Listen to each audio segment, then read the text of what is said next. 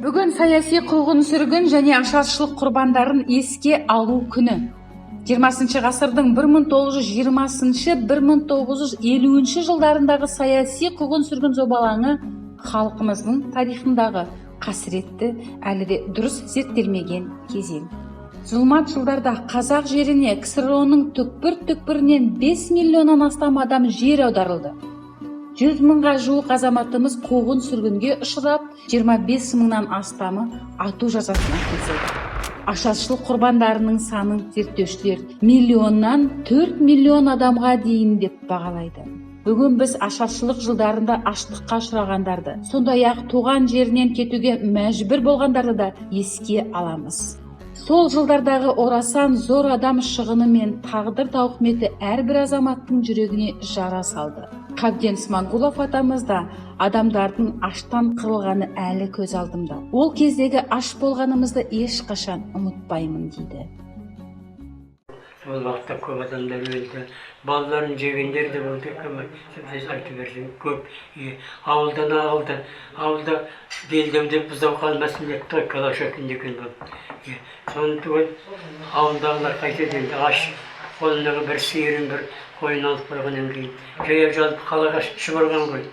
Сол қалаға да жете алмай көбі жолда өліп қалған. Енді кейіннен естідік, балаларын жегендері болған көрмесіміз қайтып енді. Черкас Дуйсенов қуғын-сүргінге ұшырағандардың ұрпағы. Бірнеше жыл бұрын өзінің қаражатына 20 шаршы метр жер сатып алып, НКВД жендеттерінің қолынан атылып кеткен Хақым Дуйсенов бабасына арнап ескерткіш орнатқан. Қазір бұл ескерткішке реставрация қажет. Аумағы да қоршалмаған, шөп гүлде егілмеген. Оның бәріне қаражат керек дейді ағамыз. Бірақ Черкас аға мұнаймайды. Денім сау болса қаражат табармын, жан жағын абаттандырып, жастар, болашақ ұрпақ өткенге құрметпен осы жерге келіп, тағзым жасайтын орын болады деп әлі де сенеді. Бұның зардабы күні бүгінге дейін мінекей қазақтар 1916 жыл санақта 8 миллион 900 мыңдай болатын болса, 32 жылы, соның 37 жылы, мына 32 жылы ашаршылықтан кейін 37 жылғы мына нәубеттен кейін, репрессиядан кейін қазақтардың саны 3 миллионға да жетпеген. Осының өзінен ақ ойлап қарауға болады. Қазақтың қаншалықты қуғын-сүргінге ұшыраған, бұның қаншалықты қасірет әкелген. Мемлекет басшысы Қасым-Жомарт Тоқаев саяси қуғын-сүргін және ашаршылық құрбандарын еске алу күніне орай үндеу жолдап, тарихи әділеттікті қалпына келтіріп, саяси қуғын-сүргін құрбандарын ақтау үшін арнайы комиссия құруды тапсырды.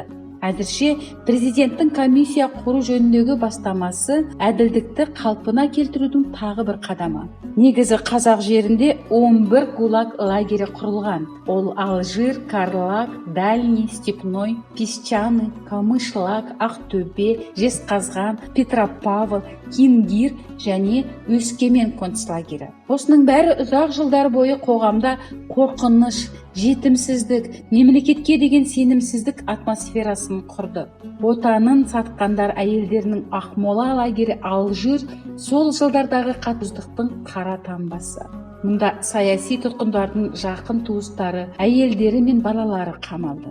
Сол қорқынышты жылдары қазақ даласы үлкен түрмеге айналды. Бұл ресми статистика дейді Черкас Дуйсенов. Қазақ халқы мәңгі жасау керек қой. Қазақта әрқашан ер халық.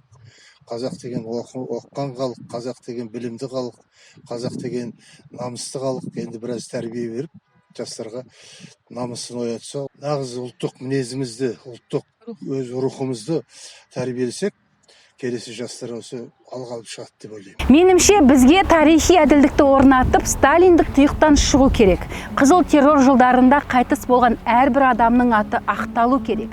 Совет үкіметінің ыдырағанына 30 жыл болды. Бірақ біз әлі күнге дейін осы қаралы жылдарды және қолдан жасалған ашаршылықты толық мойындамадық.